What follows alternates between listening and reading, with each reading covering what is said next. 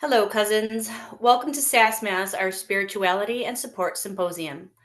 Think morning witchy chats around a warm campfire. The recording has started, and by participating in SASS, you agree to read and accept the terms of engagement, which we'll post in the chat. We ask that you mute during the recording for clarity during the meeting and for the afterplay. We'll now get started with a few announcements. If I can get off mute, there we go. Hello, everybody. Happy summer. So let's see. We've been working over the last week, pretty much every day, on getting the app ready. We think that the guild will be ready to come in tomorrow. It still needs some stuff, like tweaking of content and fancy things that we're adding, but at a place where the guild can definitely start to come in and test things. I have I'm going to attend a meeting on the 2nd with just someone that can help answer just some final questions, more on like the billing like stuff and those types of housekeeping businessy sides of things. And then yeah, we'll let the guild just kind of test things out, make sure everything's working properly, and then we'll go ahead and phase one will be everyone can come in to what we're calling the courtyard, which is like our main space. We have the courtyard in teams, so those of you might be familiar with the courtyard. And the courtyard is actually going to be a space that we invite people that might be following us on our lives, or people that, so basically like past and present members, you can stay in this courtyard, and our newsletter gets posted there. We'll be able to post all of our events and announcements. There can be a little bit of chit chat in there, but really then what will happen in phase 3, I guess. First phase is the guild, and then the second phase is inviting everyone in. And then we're going to open up the foundations area. So that will obviously just be for members of the foundations program, just like the guild will have their space just for guild members. And that's where we can really talk more about like, the journal prompt, or stuff where, you may have questions that are specific to our journey in foundations. So there will be kind of that courtyard space.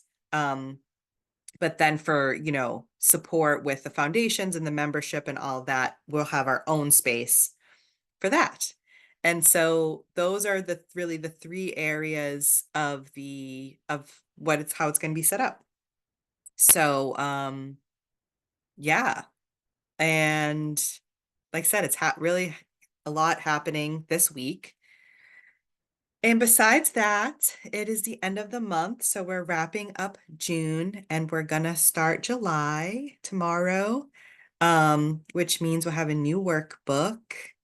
For foundations, we'll start kind of learning about what the moon focus is for July, the zenith moon, and then our sacred space meetings, which we have 3, which you can attend anyone that you like. And so just looking at the calendar, the first Saturday of the month is the 6th, which is great. So we'll have a meeting on the 6th, and then we have our 2 meetings on the 7th. So that kind of starts our month for July.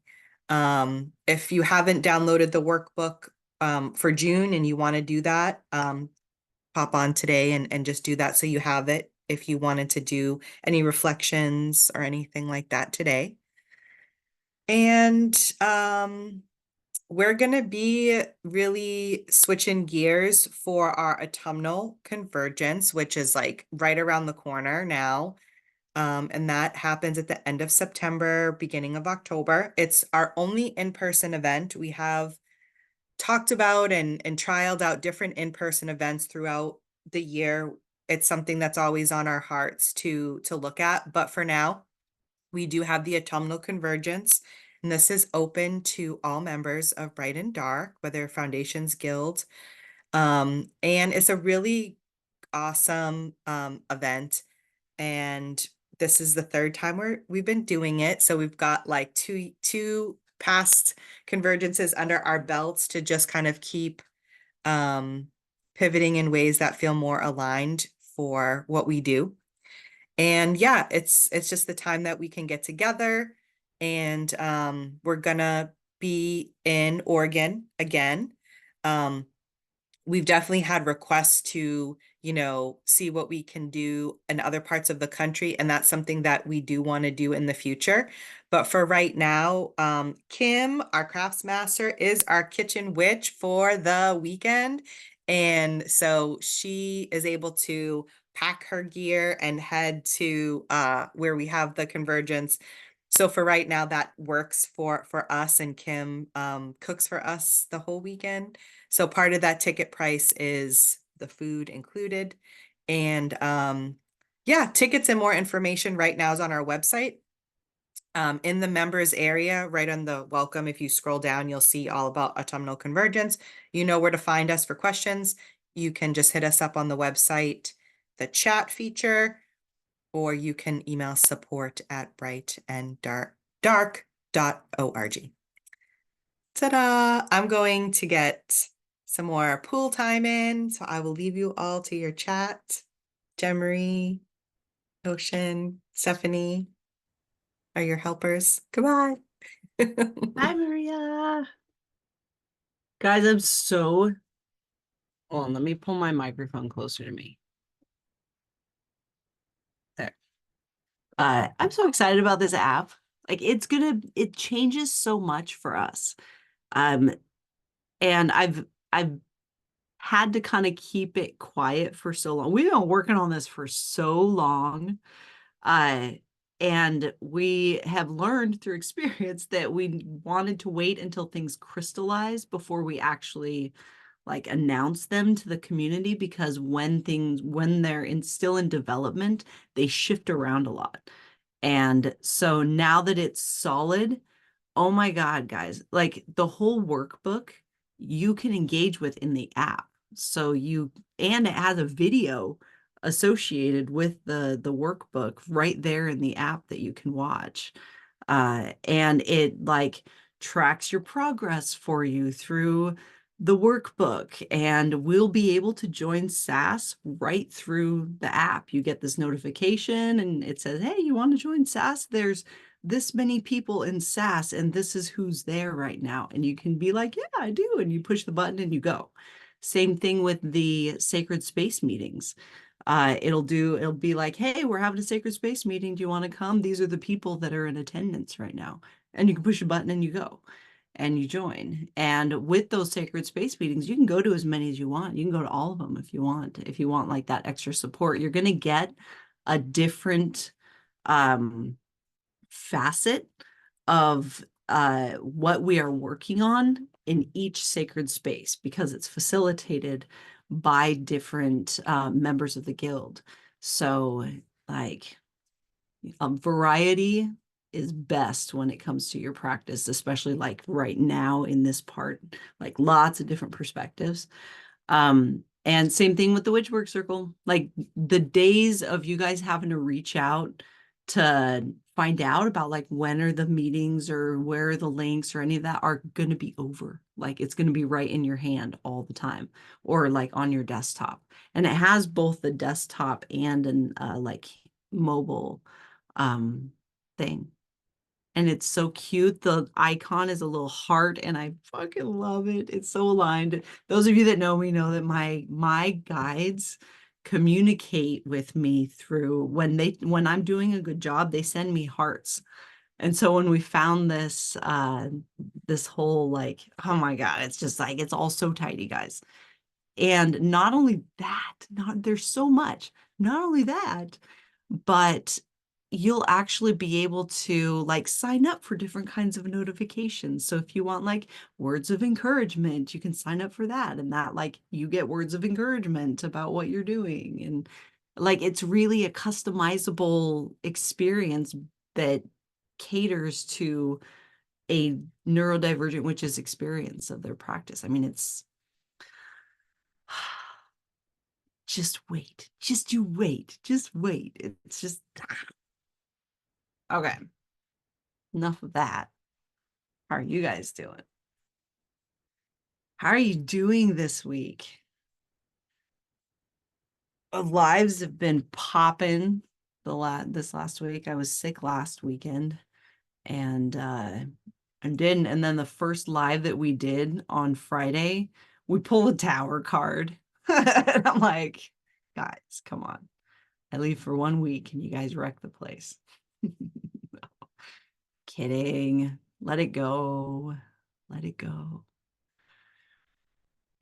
Yeah, the lives have been great. I talk about this a lot, but I've been pinged really hard to be doing two different things as far as like content goes. There's my secret project that is totally outside of my own boundaries and is a totally different way of me expressing like myself and all of that through content. So there's that project. And then there's this ping to start going live more because my whole life, everything that I do is centered around my magical practice. So I could be spending the day like making a new dress because I felt like making something new. And I can set up a live and have a conversation with you guys as I'm making something, or like refinishing furniture, or like making flower beds, or wild harvesting, or like it's like all kinds of different things. So definitely feeling the push for that. And I am getting held accountable to that in different ways now. So it's coming. It's coming. I'm not timelined. And so saying, I'm going to do this at this time every day or on every Wednesday or whatever is really challenging for me to do and requires a lot of support for me to be able to navigate that. Ocean is a really great support for that. Thank you, Ocean. Ocean's pushing is the reason that we go live as much as we do at this point, even. So thank you for that. And the rest of the guild, of course, all kind of poke at me in different ways, different wonderful ways. But it's coming. We're doing the thing. One thing that's interesting that I've been getting just really hard this last week has been, if you look back through the lives, there's this evolution of a story that we've kind of gone through since January. We do it like we go through a very similar process every year. And, but anyway, so this year specifically in around January has been a lot of like really looking at your relationship with how your life unfolds and your relationship with control over how your life unfolds and those kinds of things. That was coming up in our lives a lot. And then what was coming up was if you could have like any kind of life or live any kind of life you want, what would your life look like? Like if you opened the door to your ideal world and way of engaging with your life, if you opened that door, what would you see? What would be going on? Like for some of us, it was, I opened the door to a kitchen full of witches. There's some making food and some processing like, wild harvested things. And there's a lot of, music happening. And a lot of us seem to have a very similar like vision. We walked into this gathering space that had a lot of us there and like engaging with life more directly, like hauling the water instead of clocking into a 9 to 5 to pay for the water bill to pump it to your house and then process it. You would rather actually go with a bucket down to the water to the river and haul it back up yourself, right? So there's this like adjustment in relationship with our lived experience in order to manifest that reality that we all kind of collectively saw. And then, spring came and summer's like going into it, and it's more of that refinement of in what ways are you resistant to actually living your life in that way? Why are you not already there? And a lot of releasing has been coming up, a lot of allowing ourselves to grieve that reality that we thought we were going to have. That's been coming up a lot recently too, of like, hey, you might want to like see if there's any resistance to grieving what you thought was real. Like, even though you changed your perspective, you're allowed to grieve the white picket fence and the like 2.5 kids and a whatever suburban. I don't know what the American dream is anymore. I haven't kept track in a very long time. But you're allowed to grieve that because there's a part of you that wanted that for a very long time, and their experience is valid, right? So that kind of allowing grief has been coming up a lot. And then in the last couple weeks, it feels like, okay, well, we've stepped through the threshold. Like, we're here now, but yet we're still engaging with this new reality in the same way that we were the old. And that's what's keeping us from being able to actually experience it. And so, in what ways are we still engaging with our lives through old mechanisms or through old belief structures? How can we uh we engage in a more like honest and authentic way? Does that make sense, guys? Does that make sense? So that's like the reason we don't have what we want is because we're still engaging with it as if it was something that it isn't anymore. That was a fun little loop, right? I don't know if I'd be able to repeat that if you asked me to. So I've been kind of sitting with that. Like, so in what ways am I still engaging? And for me, yeah, right, we got it recorded. AV Club's gonna have fun with that little, no. Okay, in what ways am I still engaging with my life from an unhealed or imbalanced place? And for me, most of that had to do with how I was engaging with my physical world, meaning I was still pushing my physical body too hard. I was still sacrificing my physical experience because of what I thought I needed to get done, right? Instead of actually being present with my life like I know I need to be and I know is ideal, but yet I'm still engaging from that go, go, go, go, I have to get it done perspective, right? And so there's been this shift personally in uh really getting a I've been calling it the like sacred vessel program, but it's learning, it's more like being a sacred advocate for my system, actually establishing a routine in my life, a way of engaging with my life that maintains my point of balance. And for me, that looks like, when I first wake up, I have a ceremony that I do that I acknowledge the truth of my existence. I actually wet my hair as if like being rebirthed into this new day, and massage my face in recognition of what I'm presenting. Everything that I'm doing for the first 15-20 minutes is very intentionally engaging with my physical body, so that they are in alignment. I'm checking in with them before I do anything else, right? I've established this very set routine that's almost like a monastic lifestyle because that is the kind of work that I do. Like I do so much work on behind the veil that my physical experience was being affected, my physical body, my physical not a foothold, right? But the importance of, if you want to live a life that you are acknowledging and in actively engaged. Can you guys hear that dog? Can you hear the dog? Okay.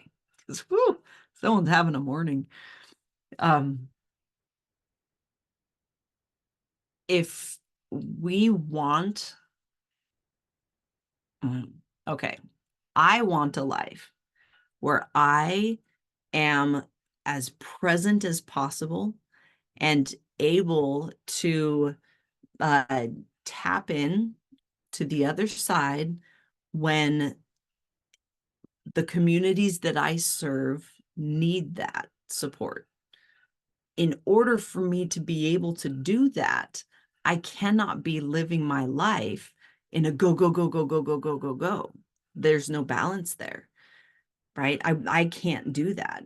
And in a sense, I owe it to the communities. I have a responsibility to the communities that I serve in order for me to function, me meaning my entire system, in order for me to function in the way that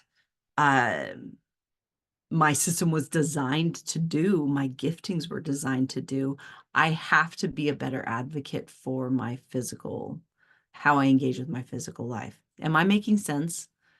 Right? And so, like, if your dream is to, or your dream is to be a farmer, like to grow food, you're not going to do that if you are spending your days, I don't know, as a lawyer, right? You're engaging with your life like a lawyer. You're never going to be a farmer, right? You got to start planting some seeds. You got to start doing something that is making that shift so that you're actually engaging with your life in a way that is aligned with like who and what you are, what you want. All right. So that's fun. Peek in my life, guys. That's I tell you guys, I work on this stuff myself before I talk to you guys about things, right? And even this importance of this routine. How does your day unfold, and how do you support all of the bits of your system? Because that's important, especially if you are called to service in some way, helping others heal. Not all of us are, but some of us are.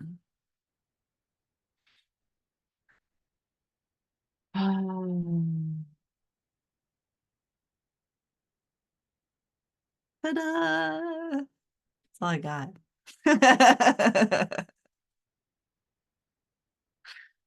It's a big call out for me too. Like big call out for me. What I've found a lot in this, like, I've been working on really getting this routine and changing the way that I engage with my life, down to the place that I use one bowl, one spoon, one fork, one cup. That is all I use. And it has changed my relationship with things that are disposable, or like things in general, right? If this, and I made the bowl myself, like I have a relationship with every utensil that I use. And after every time I eat, the meal isn't finished until the bowl is also honored and cleaned and like prepared, right? So that the practice of eating is a ritual.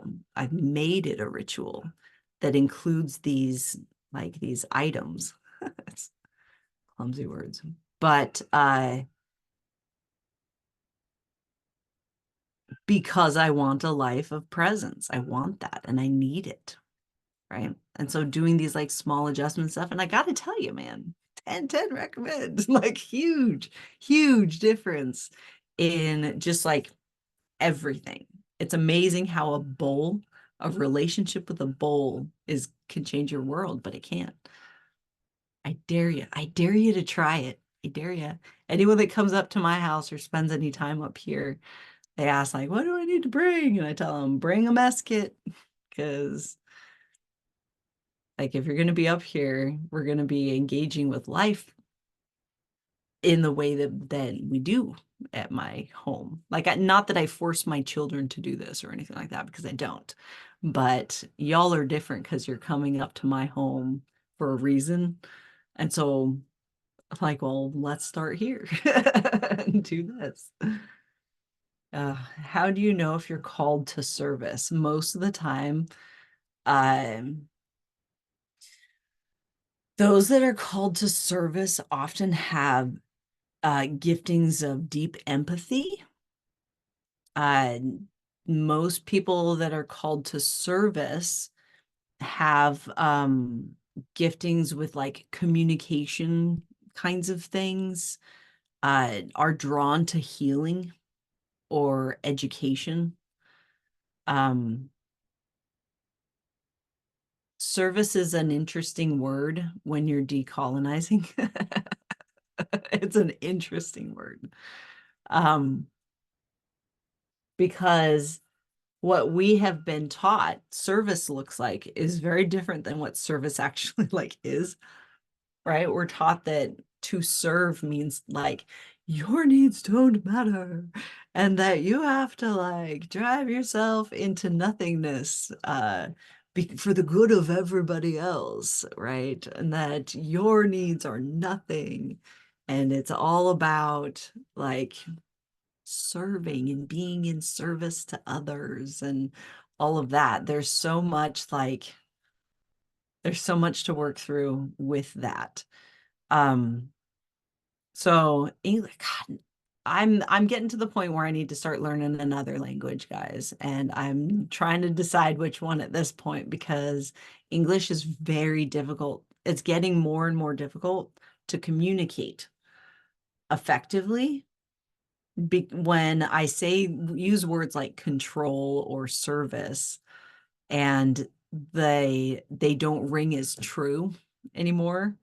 And so it doesn't feel like I'm telling or saying a truth when I use words like that because it's not quite like that, but that's all that we got to work with, right?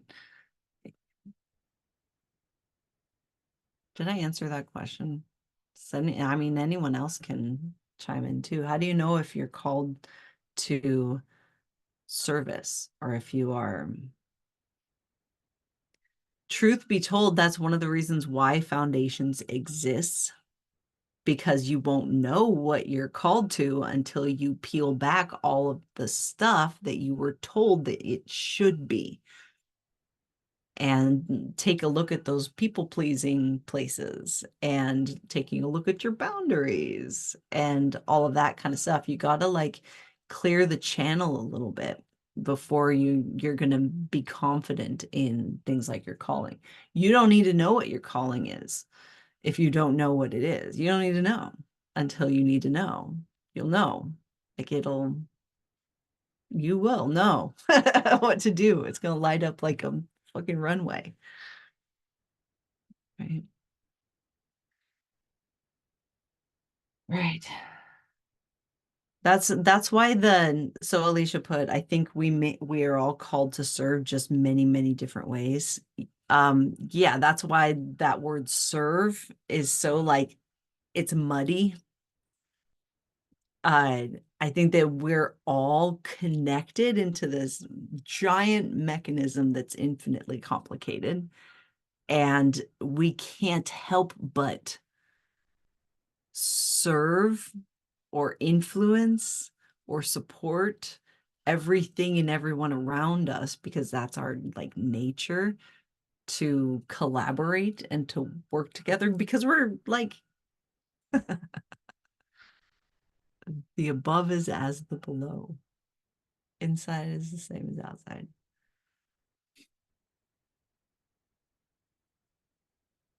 You're not actually backtracking, Taryn.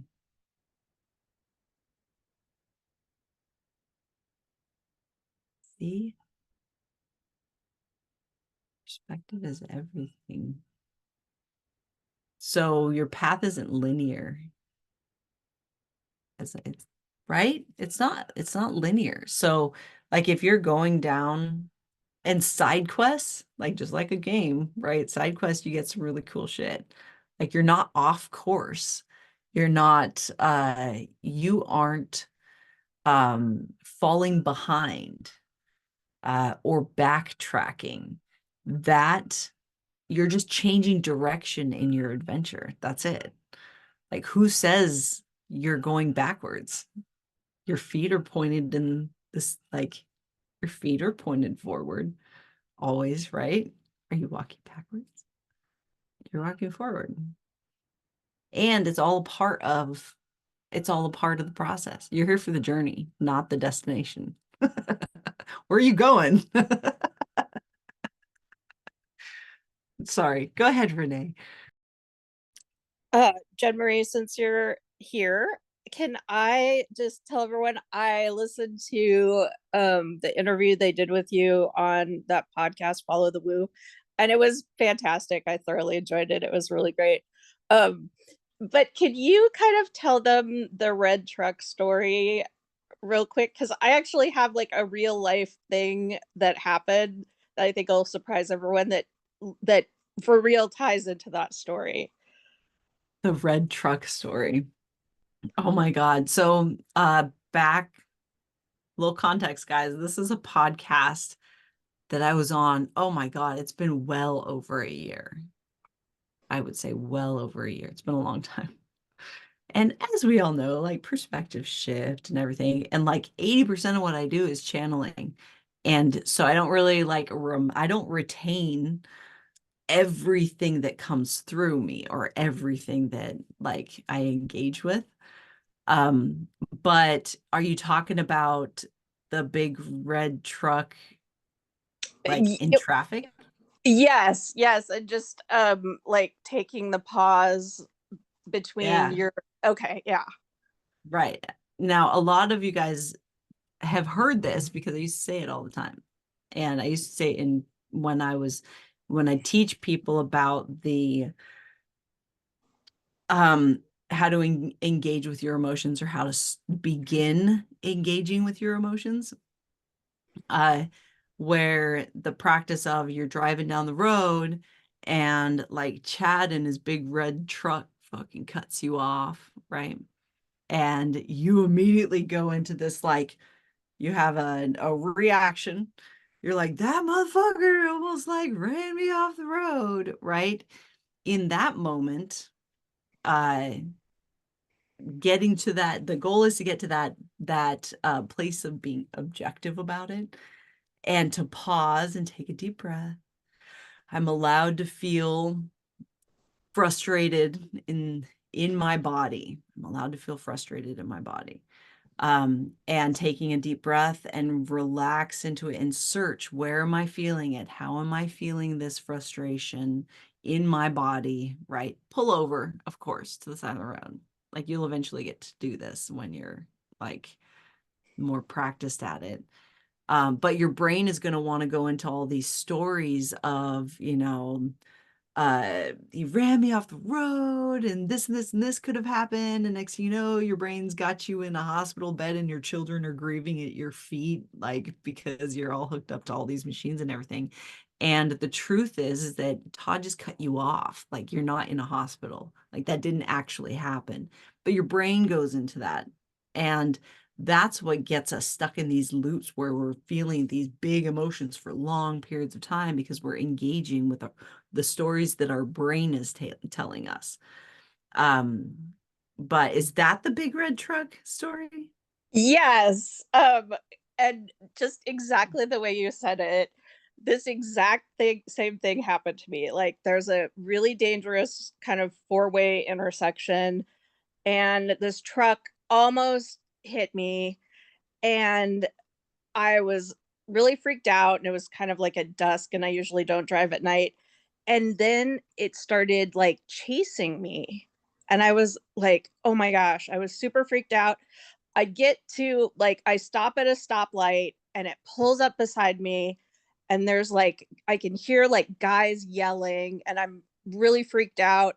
And I finally look over and it's like these teenage guys. And I roll down the window and they're like, we're sorry. Like, they were like chasing me down to tell me they were sorry they almost hit me, which is like crazy chaos, you would never expect that to happen. And like, so when I was listening to Jen Marie tell that story, that popped in my head. But I was always like, I was also thinking like, you know it was kind of a lesson to always like expect the unexpected, and just like prepare to be surprised, and be prepared to be surprised by like how good people can be also, you know um but anyway, I just I like, it's weird because after that happened too, like whenever there's like weird kind of car stuff, I do kind of take a pause, and I do kind of just go, um you know like, it's not about me. Like, not every,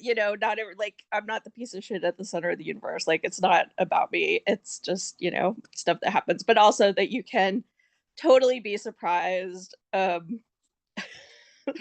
in like encounters that you are not expecting at all. So Jen Marie, I'm gonna mute.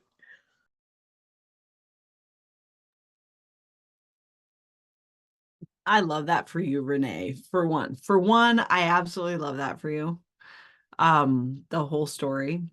And two, that art, that practice of responding to an emotional reaction in that objective way is a lifelong practice, and it's dependent on how you're feeling. If you are hungry, tired, sad, stretched thin, stressed, your ability to be able to navigate a situation like that from an objective place diminishes significantly, which is again why we need to like make these changes in the way that we are supporting our entire systems all of the time. Because if we want to live in a more compassionate world, if we want to be able to engage with our lives from that place of objectivity, and I'm showing up for my emotions, and I'm actually allowing my body to process my emotions instead of getting all like fucking caught up on it and pissed off about some story that our brain's telling us about the situation. Like, if we don't want to live in that world, then we need to actually support our systems to the point that we're able to actually engage with life like that, at least until we get it and it becomes like effortless and just a natural way. But like, I would be lying if I told you that I didn't pop off every once in a while. Like, it's a little few and far between these days because I'm practiced at it, but it definitely happens. And it's always when I am tired or hungry or over obligated, right? So, Renee, we're like playing badminton over here.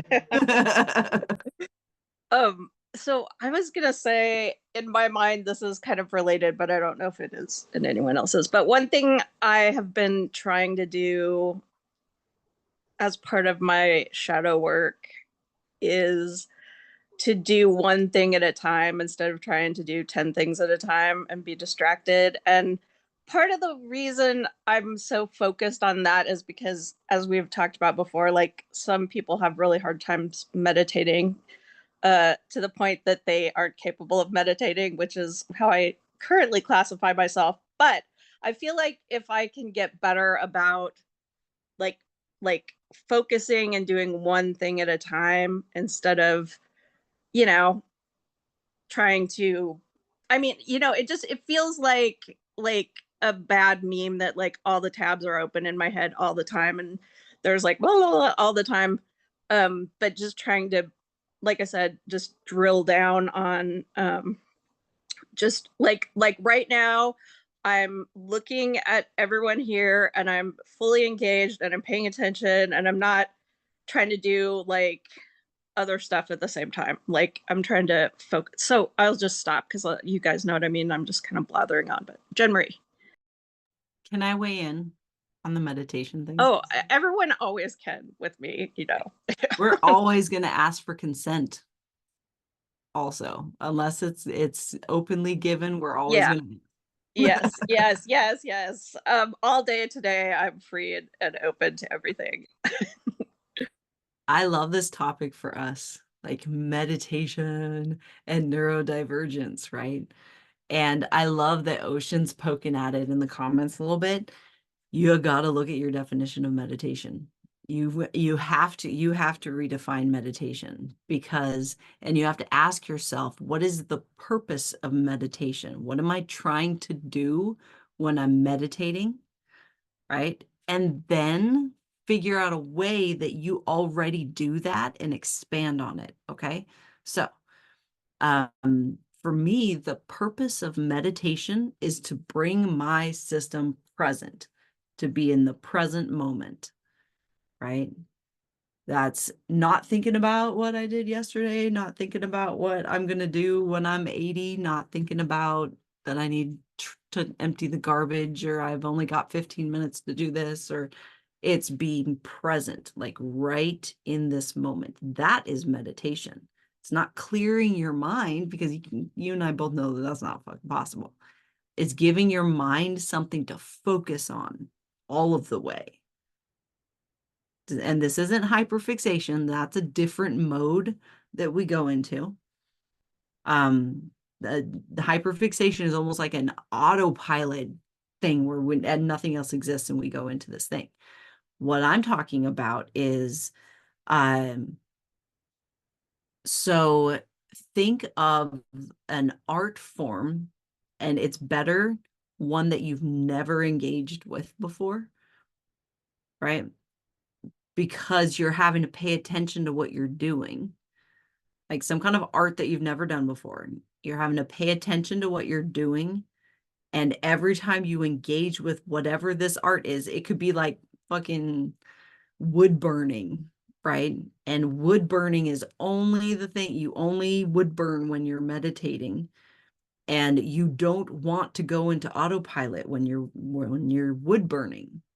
You want to keep yourself from going into autopilot. You want to be present. What does it smell like? What does it feel like? What am I doing? What am I making? Right? Keep giving yourself something to come back to. It is a practiced thing. You're going to be able to do it. You're going to be able to apply it to everything, right? I'm pouring this into this and I'm very present. What does it look like? What does it sound like? Right? What does it feel like? How do I experience this all of the way? That is being very present. Does that make sense? Yes. Right? Yes, very much so. Just but don't you know go what? into autopilot. That's the biggest thing with this. I'll tell you what I thought of, which I don't know if this is the right, like the thing I was thinking was, well, if I'm gonna do something and put my full attention in it, do I have to like raise the stakes and make it dangerous? Like I used to do lamp work, which is like the hot torch glass, stuff, which is too expensive to be a hobby, by the way. But I mean, you have to fully pay attention because it's like hot lava that you're dealing with. So it's like the stakes are high, like Have you ever felt it before? Oh yeah. The stakes are fucking high there too, man. High, and it's funny because I think I am now impervious to needles because I have stabbed myself so many times. I'm just like, yeah, I'm just gonna bleed on whatever I'm doing. But so I mean, does it seem like the stakes should be high, or is that like adding a layer of stress? Or depends on your system. Does your I system think need my that? system is Like, kind of a high stake system. I know that sometimes my system needs someone to tell me I can't do it. Oh yeah, I know. I actually Tell I me was I can't talking. do it, and I'm going to show you 10 different ways that it can be Yeah, done. yeah. I was talking to one of my friends the other day, and I'm like, I'm kind of like Tanya Harding. Like the more someone like tells you like that you can't do it or you suck, like the more it's just like, oh yeah, well, watch this, you know. So yes, okay. Well, I'm gonna Yeah. give someone else a chance to talk, but I am working on that. And can I tell you what the ultimate goal is? So I was reading, and I know this has come up before too, like that Matt Aaron book, Psychic Witch, and he was talking about like being able to like automatically put yourself in like an alpha state, like, and that, you know, something like crossing your finger, like basically like practicing to the point that you can just slip into it whenever you want. So I was like, okay, well, that's a goal. So baby steps. Like first, let's see if I can pay attention to one thing at a time. So, Mm. but yeah, that's my big blab for this week. But I'll jump off. Yes, Jen Marie. Sorry. Okay, first, you don't have to apologize for taking up space. Nobody else has their hands No, raised. I can't So stop. I knock can't it stop. off. If they wanted to talk, they would. And so clearly they are invested in what we're talking about here. Okay. Secondly, all right. So what I think that y'all underestimate how many of you are like channels and like mediums and are like you tap into this flow state and things come through you. That's not meditation, motherfuckers. That's not meditation. Okay. That is channeling and mediumship and a flow state where you're bringing something from the unseen world into the physical world. We do this when we go into autopilot, that hyperfixation, where it's like we become the fucking vessel and that's all that exists, right? That's channeling. That's bringing something through you, right? And it's a lot on our physical system to do that, by the way. Because we don't eat, we don't sleep, we don't drink water, we don't stand up. We're all like fucking crunched. Like that is not meditating. Meditating is bringing your attention present, right? Actually experiencing the present moment, letting yourself smell what is going on around you, letting your system actually savor the present moment.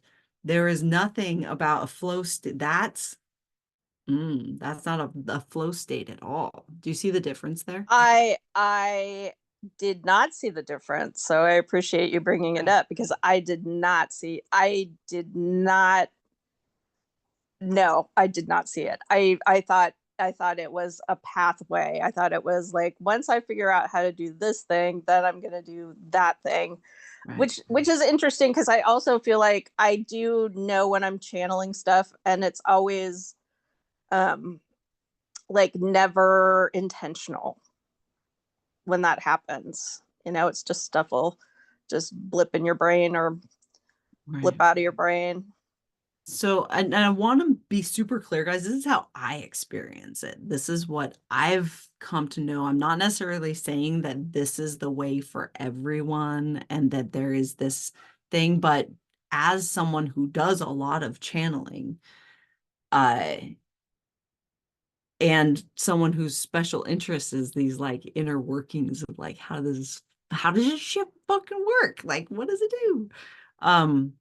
There is a distinct difference because meditation is restorative. Okay. Channeling is not. It's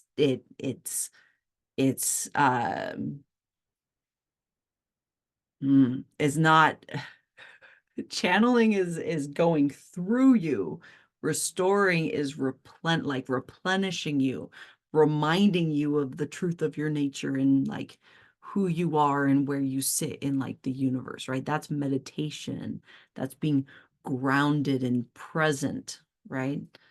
Can I say something about that? So this is why I feel like our group is such a good resource, and it is important to ask questions, because everything I've read is basically like really like it's like a step-by-step thing. Like once you meditate, then you can do this, and then you can do that, then you can start to channel. So it is really interesting. And and the thing is too, I mean, I don't believe everything I read. Like I question it. But when I'm in also in like kind of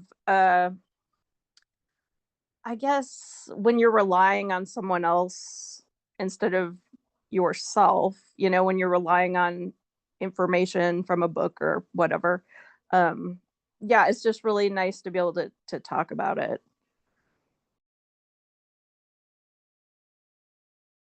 And I will say too, um, yes, I totally understand what Jen Marie is saying about something being restorative versus something being exhausting, because I think we talked about that before too. Just like when I get out of this meeting today, I will clean my whole house because I'll have the magical zoomies.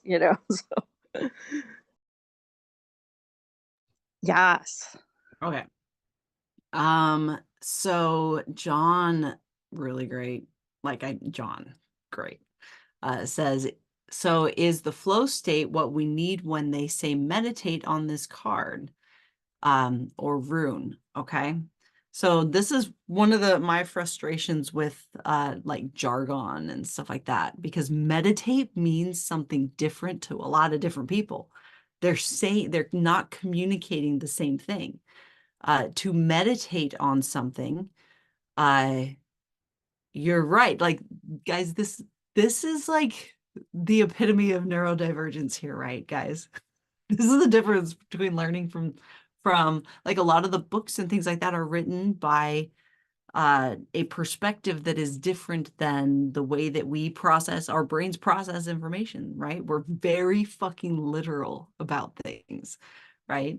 And so when we say meditate, we think that they're saying the same thing when they use the same word with this thing, right? They're actually meaning, oftentimes when someone says meditate on this, they mean think deeply on it, right? As you are, I can meditate using this, a thing of like liquid and this. And as I meditate, I'm being very present. And the only thing I'm holding within me is, I don't know, Eight of Swords, the Eight of Swords, and what the Eight of Swords means to me. And I'm keeping all of my attention and focus in the present moment on that Eight of Swords, and what does it mean to me, and what is my body telling me about it, and what is my mind telling me about it. And you're like engaging and deeply thinking about the thing is what they mean by that.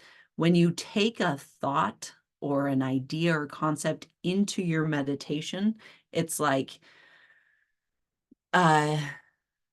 you're bringing it into this like present moment and weighing it within you and your current lived experience, right?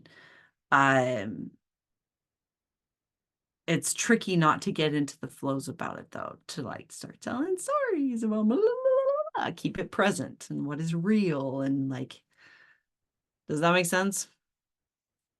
So you can have like a focus to that meditation, which is what I do a lot of times when I'm making something like clothing, like I was just talking about going live. And like, because when I'm making things, I am very present with what I'm doing, and I'm thinking about a specific thing. It helps me work through something specific. All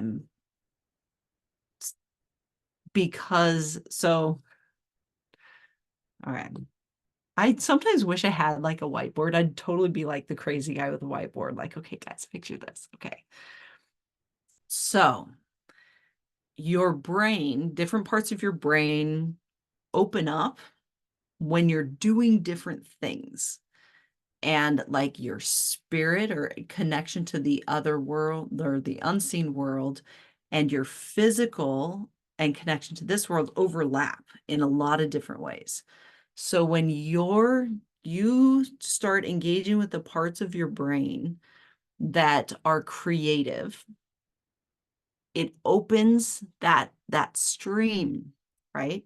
You could either bring the project through, or you could bring what you are thinking through on. Does that make sense? So you're singling out something, and that, so I'm trying to think of like what I was thinking about the last project that I was doing. So you're trying to figure out, oh God, what is the best morning routine for my system? Like, what does my morning routine need to be?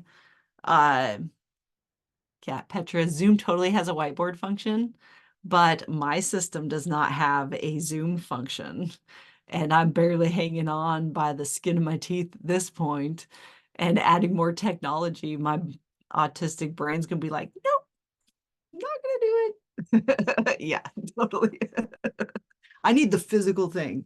But so I have a problem that I need to resolve that's going to take creative, inspired contemplation in order to resolve that thing. It could be something like that routine, like what does my system need for support in the morning, like first thing in the morning. And so as I am making a dress or something, right? I'm cutting the pieces and I'm thinking about like, what does my day look like? Like, what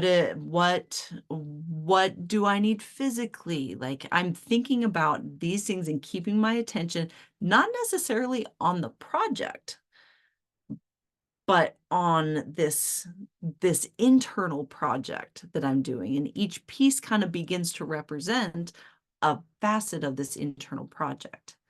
And so as I am putting together this physical project, I'm also putting together this internal bit that I'm working on. That creativity that I tap into in the physical world that I'm very comfortable with is opening the same channel. I'm just pulling something through with more intention, right? Does that make sense? I'm trying to think if there's another. Is this flow state or meditation? It is the fucking, that, for me, the goal state is what it is, right? It's the ability to use the flow state very intentionally in meditation, but it takes practice in meditation and understanding of your flow state to navigate both at the same time, right? Because you and I both know that it's so hard once you dip your toes into that flow state, not just, it's like lucid dreaming in the same way, but in the physical world, right? When it takes practice to do this. This is not in any books. I get that a lot. I get that a lot of people ask me to write a book, and that's what this is a combination of my whole lived experience, which is really fucking weird and wild. And the trees are very chatty. But I'm not a writer. And so I would need a ghostwriter to do it, and to be able to, connection focused communication is also challenging. To write a book with connection focused communication about this kind of stuff, there's layers as an onion. Go ahead, Ocean.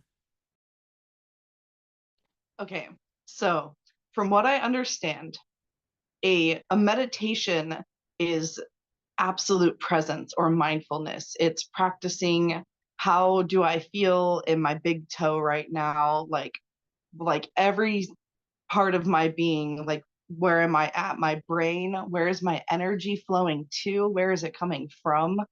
And learning to be present with all the different parts of myself. And like accepting. And then it sounds like a flow state or like a channeling state is like almost like taking a trip. Like it's something you need to prepare for. You want to have almost like meditated beforehand so that you are present with your body and you know what you'll need for the trip, and you like have, you know, the roadmap and everything, like uh how you want to experience the trip. uh so what you're saying is that you are using the trip as a meditation. But you are meditating through the trip, like you are like holding both of those states simultaneously so you know your limits and boundaries. And that way you can make decisions along the way that are aligned for you. I like that. Okay, I know this is like kind of controversial, but like hear me out. This is like heavily on my mind. So here, I'll come on camera because this is like First of all, I love it when things start that way. I love it when people start with, this is probably going to be really controversial. I'm like, dang it. Or this is going to be really weird. Put your boots on. and all everything, D, all of the above. So I deeply believe in the spa. I am a religious spa person, is what I would call myself. And because one time I got in a car accident, and my friend felt bad for me because I was in a lot of pain because I'm already chronically in pain. And she was like, I can get you a discount for a massage because I work at a spa. And I was like, cool. I've never had one of those before. I think I was like, I want to say I was like 22 or 3 maybe at the time. And it was the best experience I ever had. And I was like, whoa, I've been in pain my entire life and I'm not today. Like a couple of days afterwards, like you need like a day to like regulate, especially when you first go, because it's a different experience when you've been so tense and tight and then things are like let go. You're in that state of releasing and you need to like allow it. But I it's controversial because it's so expensive. And I believe that the spa should be accessible. Did you guys know that like massage therapy used to be in like hospitals? Like it used to be a medical like grade treatment. It wasn't like capitalized on like that. And it's because it's so beneficial. And the way that we've moved away from like preventative medicine is like because they wanted to capitalize on it essentially. And like I'm an esthetician, I went through school. There's so much about shame and guilt and like self-loathing that we hold in the body like so specifically. And the way that we have like made that a hierarchical experience of like, because that's what like capitalism does, is it creates a hierarchy out of like what you can afford. Like and so I'm probably not explaining this as well as somebody else could, but I'm mostly trying to focus on the spa thing because I have a point, I swear.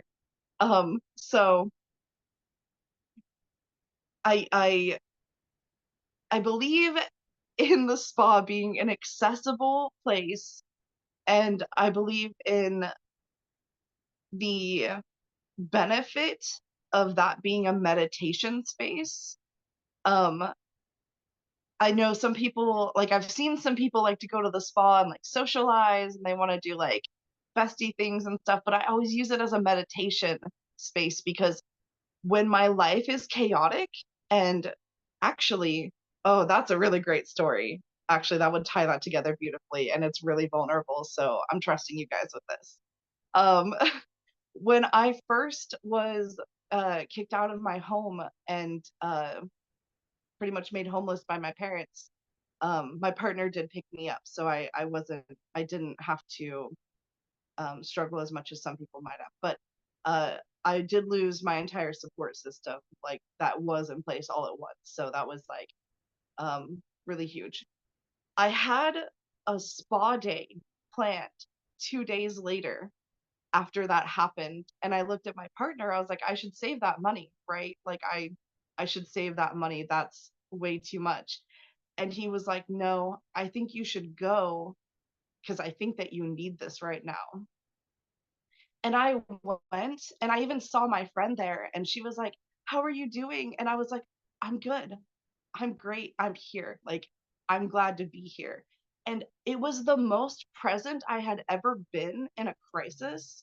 Like I'm pretty good in a crisis. I'm like I have that mode that it'll just kick on and it's like, okay, what do we do now?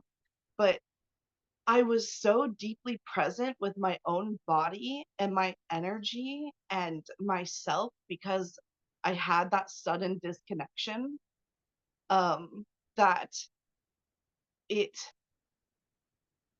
it probably got me through and helped me like think of how to navigate things a little bit better than I would have because I was ready to pack all my shit that I had. Like I had all my shit packed in my car and I was like, I think I'm just going to go be homeless at the beach because then at least I could be by the ocean. Like that was solidly my plan, like 24 hours before going to the spa. I was like, oh, okay, no, I gotta actually figure out somewhere that I could sleep, that my body will like be comfortable. And like I was able to consider myself so deeply in that moment that I didn't even need another person to like validate my pain. I was just that deeply present. Um, so yeah, meditate at the spa. Um, I talked for a long time, so I'm gonna pass it off, and I totally have to check who's next because I don't know. Stephanie, go ahead. It is me, but Jen Marie, did you have something to respond to Ocean about? Because I was gonna just say something about meditation, so I had a sense that you might want to. Yeah, go. So go ahead. Blow my hand. Okay. I wholeheartedly agree with you, Ocean. Massage therapy is the reason I can walk. Massage therapy is the reason that I can navigate my physical experience. For lots of reasons, but many of them the same, very similar to yours. And chronic pain, holding tension within your body, especially when you're channeling or in that flow state, we tend to like clench up, or we are like not minding our positioning at all or posture at all, and we end up like straining our physical bodies, but we don't have a way to kind of navigate that. I spent most of my adult life uninsured because America, and I cultivate relationship with massage therapists and work on bartering and trades and things like that. And most of them are open to that kind of dynamic. And there are so many body workers in witchcraft communities, so many of them. Like, just start talking about it and everyone be like, I'm a massage therapist, me too. Right. That being said, right, too, I have a massage table in my bedroom and have a therapist come to my home every week. And like everyone that comes up to my house also gets massage therapy because it's that important when you are like navigating this and having a relationship with your therapist too. You can turn a massage therapy appointment into a fully meditative experience, that you are actually very present and working with the therapist. And it's really interesting that I was thinking about this before SASS today, and to have you bring it up. like this, that a lot of us have received massage therapy before, right? And some of us have received massage therapy from like energy workers that are gifted in that. Like they know what hurts. They go right to it. They know they can read that kind of stuff, right? And then there's another level of you are actually working with the therapist, right? So as they're massaging and they find that tough spot, that point of resistance, doing the exact same practice that you do with your emotions, where you breathe into it. And on your exhale, you release any resistance to experiencing that, like that pain in that case, right? And I'm not saying that the pain that is causing damage, I'm saying the good kind of hurt when you're having massage therapy, right? You guys know what I'm talking about. There's a difference. If you're hurting, tell them you're hurting. But when they get to that spot and they put that pressure on and you take that deep breath and you're like, I love you, body. Here's a breath. Clearly you need it. And on your exhale, you release it. They can work through so much deeper, so much more effectively, and you are actively engaged in the massage yourself as a magical practitioner, as the advocate for your system. You're like, okay, body, let's release this. Oh, I didn't know you were hurting there. Here's some love. Like as you're going through the whole thing, it can be this like deeply restorative practice, especially if the massage therapist knows that you're doing it too, like that, opening that communication. Hey, when you find those spots, give me a moment to breathe into it, because I'm going to breathe into it. And on my exhale, that's when you push through, because I'm prepared for that, right? My system's ready for that. A lot of us have sensory processing issues in one way or another. So that open communication of knowing what to expect and letting the therapist know what's like happening and everything. And I think Chantel pointed out like having other people like touch is kind of like a ooh, stranger thing. That's another reason why developing a relationship with a specific therapist. And the reason I don't go into a doctor's office to do massage therapy is that, do you know how much those therapists are getting paid and how much that doctor's office is getting paid? Yeah, it's enough to piss you off. So I go directly to the massage therapist. Most of them are like, hell yeah, I'll like do a session under the table or whatever. They get paid a lot more. The rates are, even if the rates are half of what they're charging at the doctor's office, the therapist is likely making double what they usually make when they're working in the office. Like it's intense, the difference. So, but I'm someone who used to, like, I worked in medicine for a very long time. I worked in neurodevelopmental opticianry and left the medical field because of the way that it's set up with those kinds of things and insurance and stuff. But yes, long way of saying massage therapy is awesome. Definitely recommend. And when we get our nunnery, we're definitely going to have some massage therapists all up in our shit, and we're going to be loving on them. It's going to be great. Go ahead, Stephanie.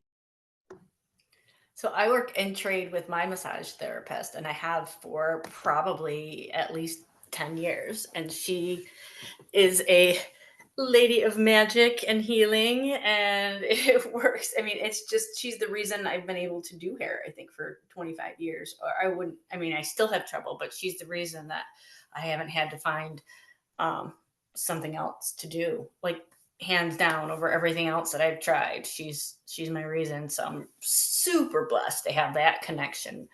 But I've learned a lot about meditation today, and I'm realizing what a fine line it is between meditation, flow state, and channeling, so much so that it's sometimes hard to tell the difference, and one can lead to the other, right? So they can work very closely together.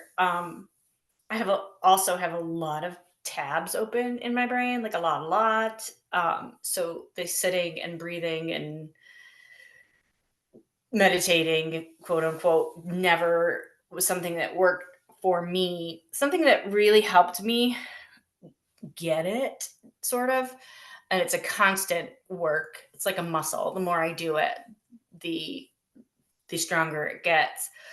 Is realizing that my goal in meditation is to be present and to be the unattached observer, right? To observe that everything about that moment as it is, and that as thoughts come in, and they will, that I don't have to engage or commit with them in that moment. Um, so that helps me when something comes in, as it's going to in my brain, that I can acknowledge it and gently send it off and keep working to come back to that meditative moment. And I find that repetitive tasks for me are the one way to like massage that part of my one part of my brain so that the rest can kind of quiet down.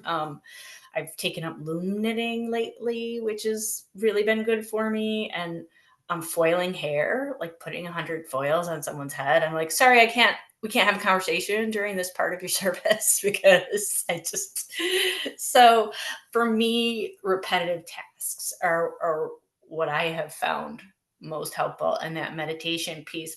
But once I really get that quietness, that's when I feel like that flow state and channeling come in, from the side, right? Because now I'm able to hear it. Now that the chatter of the world has somewhat subdued, I'm able to get those, messages and things like that I'm not able to clearly, usually, unless they're yelling at me, right? Which which they do, that I'm able to get those more gentle messages come through in those moments. And that's why I just find it so fascinating, like through this conversation, to watch how closely you can move through those different states of being. That's all I have. Who?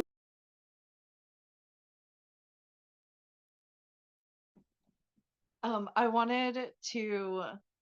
I felt like it was a really good opportunity from the comments to talk about consent and boundaries, and that's just been feeling really highlighted for me. So, um, I've noticed that under capitalism and the patriarchy, we view a lot of times boundaries as either a way to control other people or a way to set expectations on them, which is essentially another way to control people. Um, and like we use them almost as like rules. Like a lot of times they're unspoken rules too.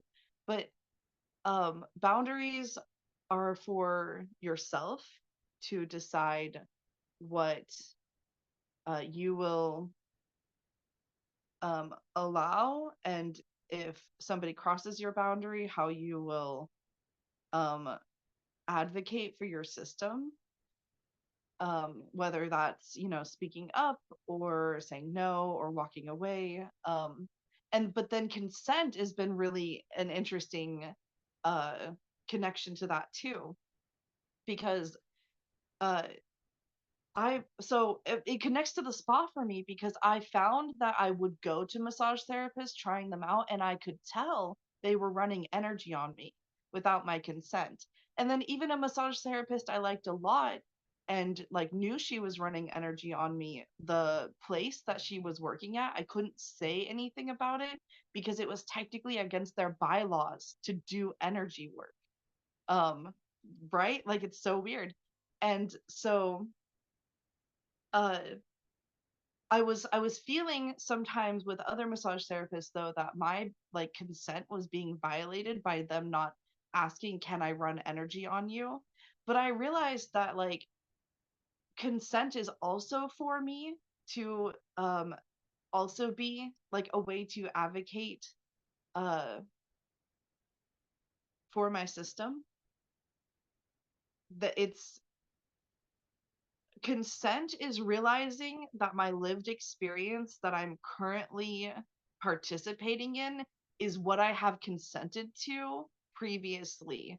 Like this, I am living in the manifestation of my like last beliefs, like my most recent beliefs, because my beliefs are ever evolving. I don't that's why I really have a hard time ever labeling myself, because there's no uh there's no reason not to incorporate new information. And I think that consent can work the same way too. That like when you realize that something is not okay, you're allowed to speak up about it whenever it doesn't feel okay. Like even if you consented to it previously, right? And I think that comes really big into play with massage therapy, because there will be times that um like at first I used to feel like my body was just subjected to whatever the practitioner like understood. And um then I realized that whenever I didn't like something, or if it was too much pressure, I would always say something. But if I didn't like something, I started speaking up about it and be like, hey, that doesn't feel okay. And here's why. And they'll be like, okay, thank you for letting me know. And every single time there was always a lot of reassurance from a lot of different people. Like every time I did this, like, thank you. This is a relaxing experience for you. And if you don't feel good, then you're not benefiting from it. And that was huge for me. Um, yeah, so go ahead, Jen Marie. Oh my God, this overlaps so well. Okay. So, yes. I think this is gonna be fun because I'm curious about whether Petra's gonna whip it back. But I'm gonna whip it this way, boundaries and consent, right? Because we were talking about meditation. We're talking about meditation, flow state, channeling, and how we kind of slip in and out of these different states. Because okay, guys, right? Your like magic, your giftings, all of these things aren't things that you find. It's not things that you necessarily develop. It's your nature and a part of your nature. And most of what you've had up uh, until you've actually done some work on yourself is trying to keep yourself from doing a lot of these things and forcing yourself to like fit into these different areas, not even realizing that the entire time you're channeling, you are in flow states, you're doing all of these things. Energy workers, healers do this also. People that naturally, um, like the type of energy worker that you would have to be gifted in for this particular kind of massage therapy, where they can actually feel where there's resistance and be able to work on that and with that. Some people that are trained in massage therapy are gifted in that kind of energy work, and they don't know that they're doing it. They don't know that they're doing it. They just go into a flow state when they're doing something familiar and it's just a part of their nature. Not saying it's okay or any of that, but there's this awareness that might not be there with them as well, right? Um, but let's whip it back to this with the channeling and flow state and meditation, right? Because you're right. As soon as we get to that quiet, present mind, whew, everything can get real loud. Like the channels open up and things start going, and it's like the trees are talking, and it's like all of this thing. Boundaries and consent. That's where you, as the advocate for your system, need to be like, whoa, whoa, whoa, whoa. We're not channeling right now, right? I will give place for that later. And it's important that you give place for it, because if every time you have a quiet moment, the channel opens, that like I said before, when you're channeling stuff, it's not a replenishing thing. You have to support your system. And if you're like doing about your day and channeling half the time, which happens a lot, and you're not feeding your physical body, you're not drinking, you're not resting, it starts to affect your physical body. And this isn't like a fear-mongering thing. This is just how systems interact with each other, right? Um, so uh when you are going into those, and this is why it's your practice is so important, right? That's why giving yourself place to grieve is important, because if you don't give intentional space, it's going to pop into your quiet space. So when you're trying to meditate and trying to like be present, you can't be present because you haven't actually processed that grief from blah, blah, blah, that needs your attention, right? You haven't actually like given space for that channeling time of like, oh, I'm going to sit and openly write and let this all out because it's coming through, right? I'm going to write it down, right? If your system knows that you are going to have a time and a space set aside in your day to give them a place at the table, they're not going to come knocking every time you go into your quiet space, right? Does that make sense? They will if you don't give them space. It's like everyone's fighting for your attention because you're the advocate for your system. You're the one that's like opening the gates and shutting them and all of that kind of stuff, right? So that's again why that shadow work, deconstruction work, all of this kind of processes are so important. That's why setting up a routine that supports your system as you already are, right? You're a fucking channel. Start acting like it, right? Feed your body like it. Do the thing. But yeah, have boundaries and remind yourself, okay, this isn't a time for channeling. This is a time for meditating.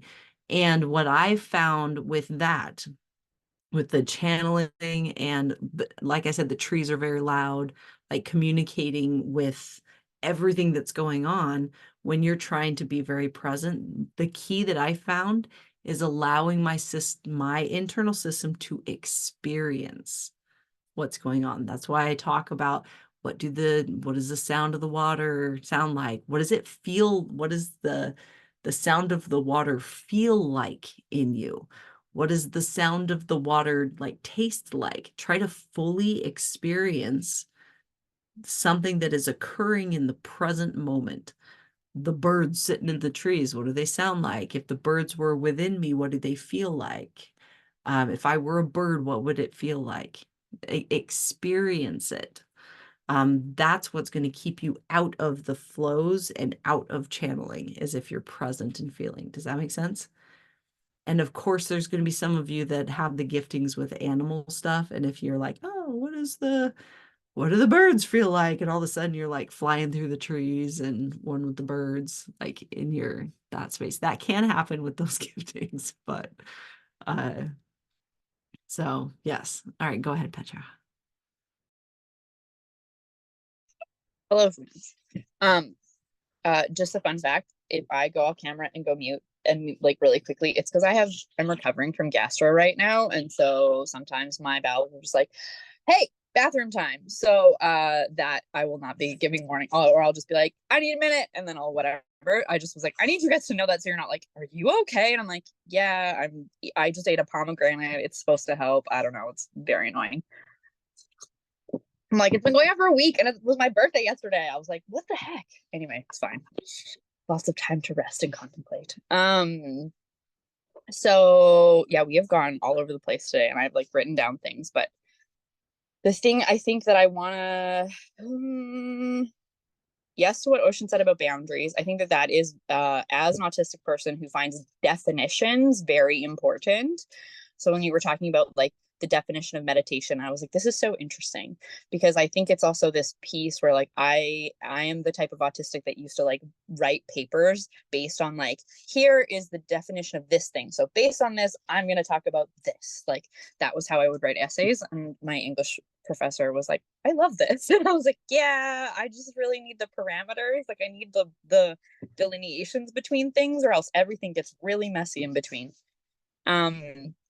But I think it's important because often when we're talking about boundaries, what people are actually talking about are requests, right? And that's why it's like your boundaries are for you, and you are also allowed to have needs and make requests of other people. And if they can't meet your needs, you're allowed to be like, actually, this relationship doesn't work for me.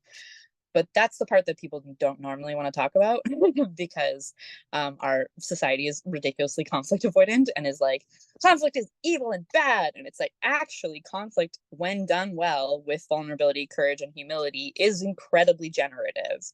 Like, you can, no, I'm going to say this of myself. In my personal experience, I don't know what a relationship is made of until we're pissed at each other. Like, until we've had conflict and we've made it to the other side of this, I actually don't know what the meat of this thing is. Because until that point, it is very fragile. It is very like, it doesn't really have legs. Like, it's kind of like a baby giraffe. It's like, how do I do the standing thing? Like, I don't know. It's just new here. And so, like, for me, I think that those things are important for people to understand and to know, because our society does a really terrible job, to be perfectly honest, because conflict and anger and sacred anger and like boundaries and all of these different things are so vilified, especially for anybody who's like been socialized to perform femininity under patriarchy. It's like, that's how you get domination, is that you steal people's ability to have generative conflict from each other. You steal people's ability to know that they're allowed to be angry, and that there are safe ways to express that will bring them closer to people, not further away. So I just wanted to like say that piece that felt important. When Jen Marie was talking and you were talking about like talents and gifts, and like I just heard it was like talents and like these things are remembered. Like, you're not lost.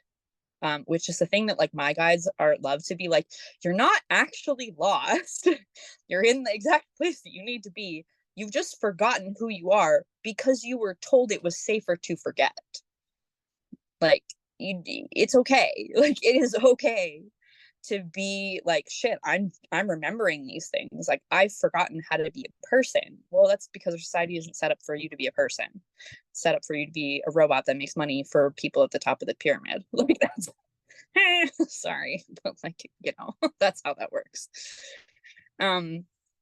And so for anyone who's like really feeling the lost vibes or whatnot, that's that feels important. The other piece, okay, I'm gonna do the energy thing at the end. So I think I'm going to put a link in the chat about orienting, because I think that it's a practice from somatics, and it's something that our physiology does instinctively because we are animals. And it also is probably the quickest and easiest key to kind of that kind of complete, or the most complete presence that you can get. And it's funny because, you know, when we talk about kind of like standard Buddhist meditation, where it's like done in silence and you're like not talking and your eyes are closed and you're you know, those kinds of the very like, here's the stereotypical kind of like origins of meditation specifically. From a somatics perspective, there's actually quite a bit of emotional and somatic bypassing that is required to meditate like that. So you actually have to ignore your physical body. You actually have to like dissociate from yourself. And lots of somatic people are like, there's nothing wrong with meditation, but if you are dysregulated, it can make you like worse. And it also can be really, really uncomfortable. Even for people who have trauma sometimes can't even close their eyes when they're doing things, because they will instantaneously dissociate. You need that ocular connection to the physical reality, because your body is so practiced at just yeeting yourself out of stuff, because that's what you had to do to survive. So for me, learning that like, oh, this like practice of presence, of orienting, of like taking in my surroundings and being like, I'm going to sit in my backyard and I'm going to listen to the rustling of the leaves in the trees, and I'm going to like observe the color of the birds. I'm going to listen to their songs. I'm going to feel the grass under my toes. I'm going to feel my butt on the thing, like this acute practice, because it, you know, if you're not used to that, and dissociation is how you've kept yourself safe, you're gonna have to titrate. You're gonna have to do it in small bits, right?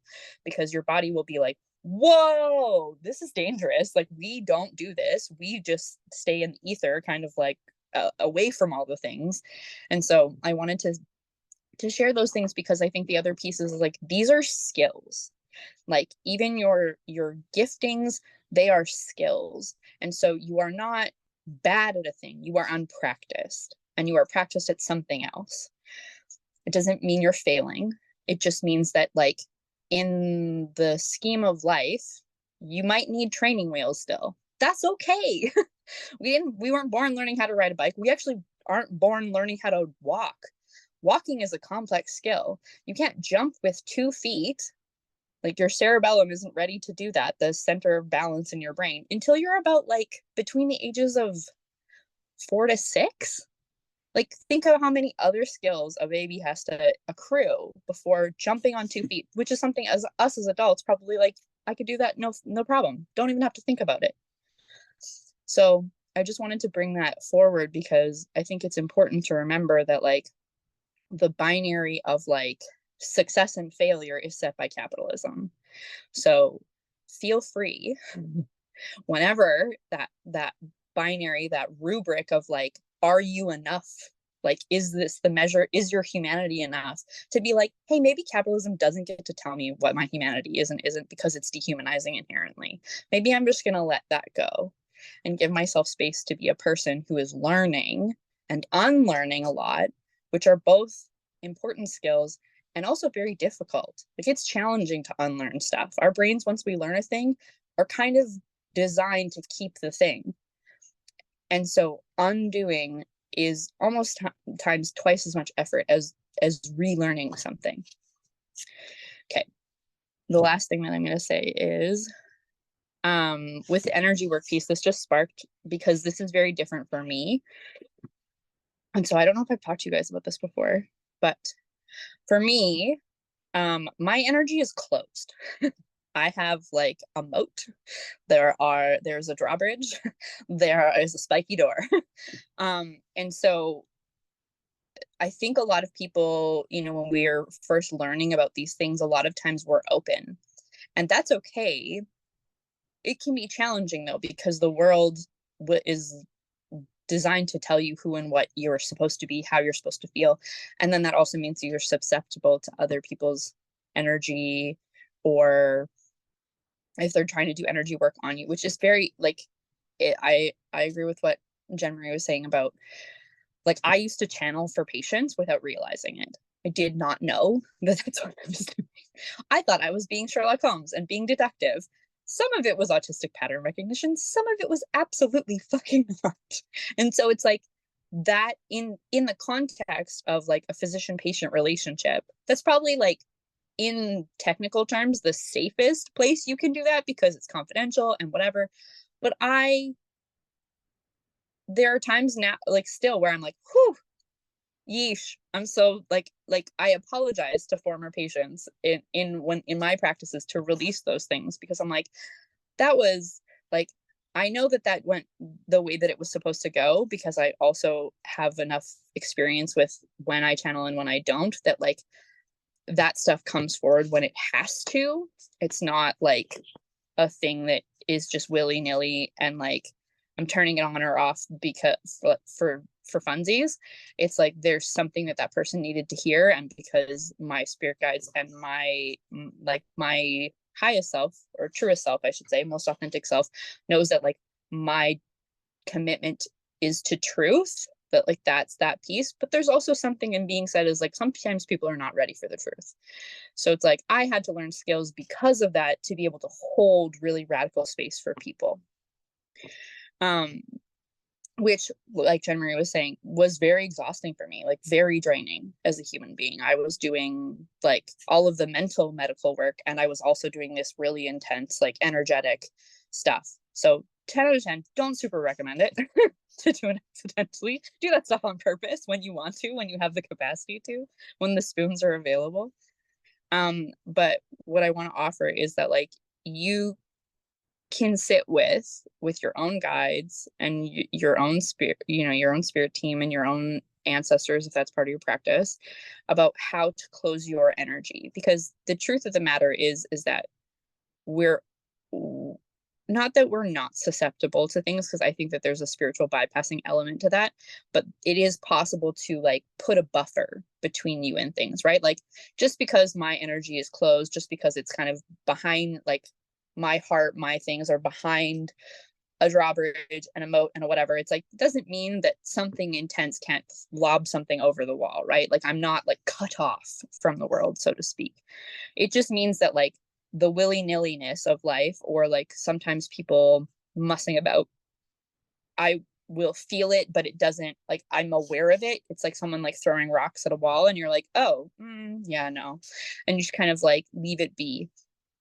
And that can feel, I think for me at least, as someone who's experienced lots of like expectations of people, or lots of need, like experiences as a child of like needing to people please to be safe, it can feel really good to have like a way where I don't actually have to like completely, like, because this can happen with people, not even, I think Ocean was completely right, is like if you're seeing a practitioner, like that is the time to have a conversation and advocate for yourself. That's really important. But for me, even like I have these experiences of people on the street, like people in random places in real life, where it's like, whoa, you're really present. I just want to give you, like, here, let me tell you all my secrets. I'm the cashier that's like scanning your oranges. And I'm like, whoa, that's a lot.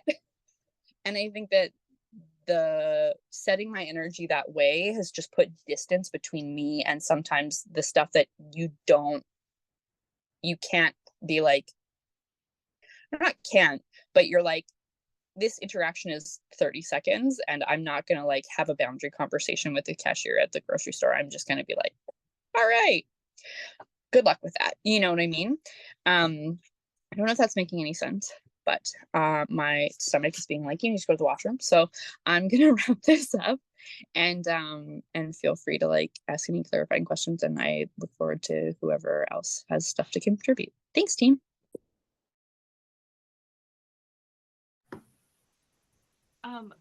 Yeah, so the oh, what was it? It was the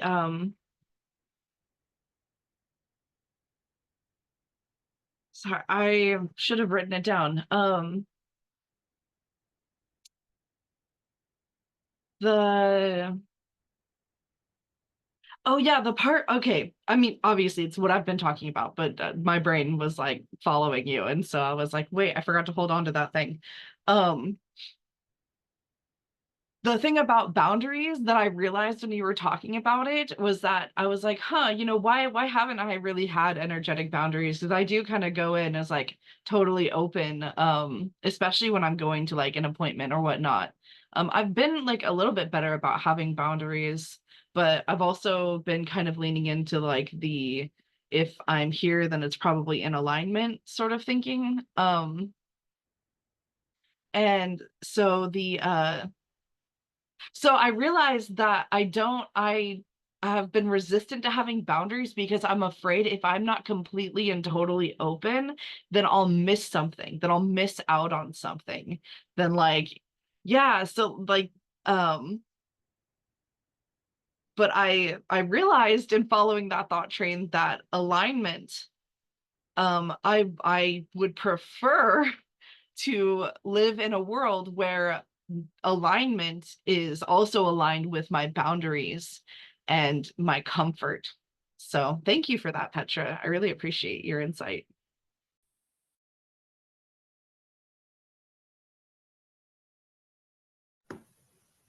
We've got about another 10 minutes if anybody wants to add to the subject, or you can bring up a new one if you want to. We got about 10 more minutes.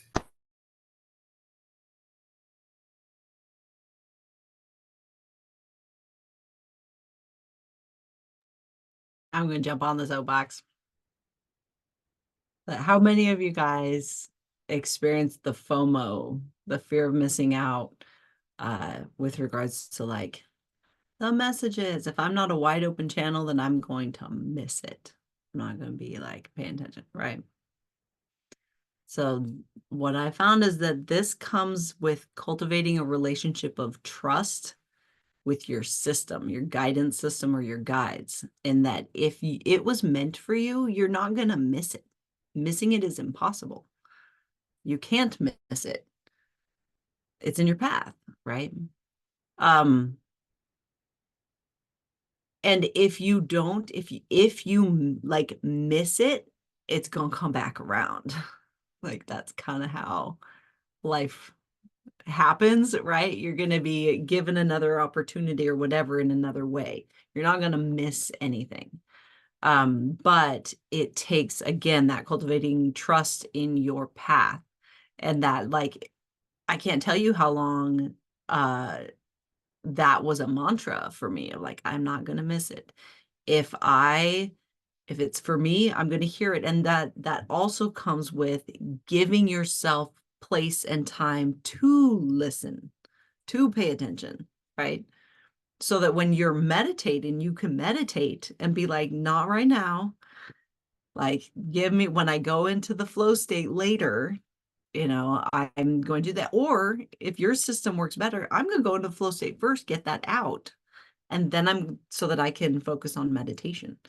Right? That can also be something. If you are trying to go into meditation and something keeps trying to come through, right? Or the trees are particularly loud or whatever, sometimes that's your guidance being like, hey, pay attention to this right now. This is what needs your attention. And that's why there's like, being very aware of your resistances and the highlights, and that it's that paying attention a different level of the paying attention, right? And allowing each part of your system a place at the table on a regular basis. You don't go that way your physical body doesn't have to go a week before you actually listen to it because you forgot that you told it to wait, 5 minutes till you're done with your meditation, and then you're going to go for a walk, and then you never go for the walk, right? It's going to keep bugging you about it until you do it, right? Go ahead, Petra. I just wanted to affirm that and also share with you all something. So I had with the Celtic Center for Shamanism, they were doing like a free weekend thing. And so I did like a little journey thing with them. And it was very interesting. So I think I've talked here about the kind of in the past 6 months, the whole polyamory thing for my husband and I, and the feelings and whatnot. And it's just brought up a lot of stuff to work through. So I've been like shadow working me. I've been just, and then also a little me getting my butt kicked by it. But that's okay. But this message that I got during that session, kind of the beginning of June, which was very interesting because I basically at that point in time had cut off all of these connections that I'd had since the beginning. There were a bunch of, I had compromised so much because I was just no, this is I started these things, I need to finish them, all whatever. And I got this super kick in the butt from my guides, from spirit, basically being you're going to have to say no to so much more than you say yes to. And I think that just makes logical sense to me, in that there is almost an infinite amount of things that you can say yes to. And for you to be able to do whatever work is for you on this planet, is for us, we are going to have to say no to so many more things. And inadvertently, we say no all the time. And I think that that's something that actually provides me a lot of reassurance, is we fail to say yes to things often, and that's okay. That's actually a no. And so we are much more practiced at saying no than we realize, because we do it by accident all the time. So that's actually okay. And I think that was really helpful for me. And as a piece of encouragement with that, I did this thing where I cut everything, and I just was letting loose the ropes, so to speak, and just being fuck it. And within 2 weeks or so of that, some of those connections came back into alignment and are different now, because I let go of what I had built and was I could reflect on that and be actually, this is where I was not showing up to make this thing the thing I actually want. And so being accountable to those things, and sometimes we cannot get perspective until we say no, so we have space to reflect. And in a world where there is so much stuff being thrown at us all of the time, that is much more common than not, where it's like, I need to say no to a bunch of stuff because I actually need space to spend time with my thoughts, to like reflect on what has happened, to seek wisdom and from my body, from my guides, from nature. Like, and I just wanted to share that as a piece of encouragement, is like, you know, like we're all learning these lessons together. And that like I have no doubt in my mind that I will be relearning these lessons for the rest of my life. That's kind of the theme that I've learned. I'm like, oh, this is a spiral. I'm just gonna be doing this again in a different level. That's fine. And so, you know, like it's, I think, you know, what Jen Marie said is really true, is like fostering that self-trust, and then the trust in your spirit guides and in the guiding principles, values, and like tenets of your life will help you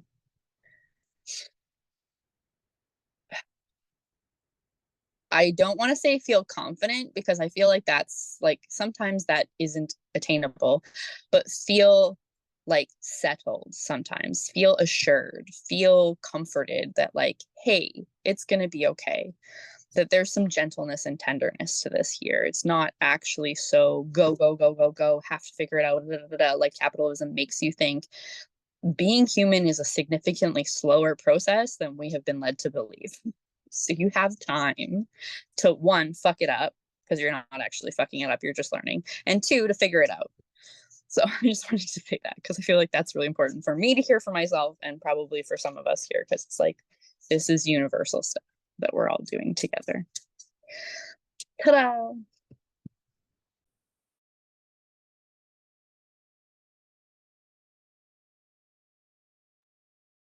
I love this space so much, guys.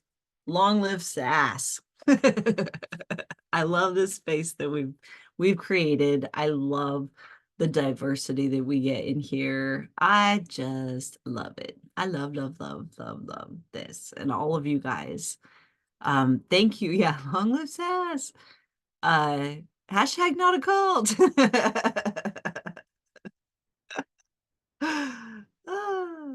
The next time we meet at SASS, we will have brought the Spellcrafters Guild into the app. And then we can start really having these conversations with you guys. And it's so much.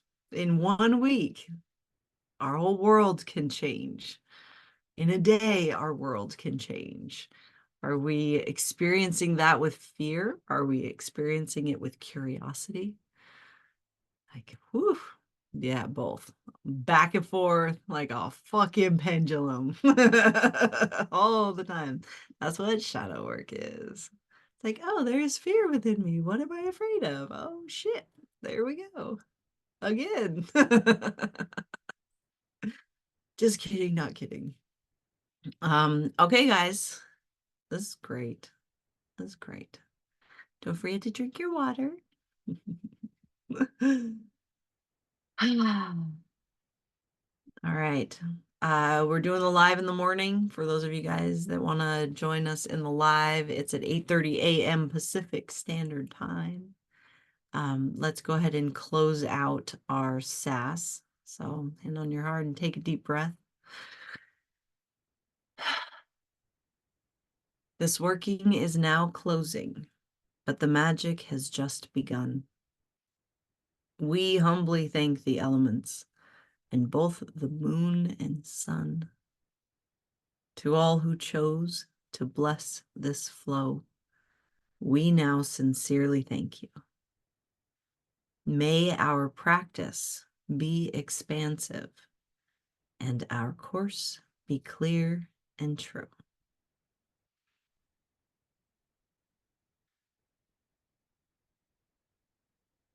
All right, witches, go get them.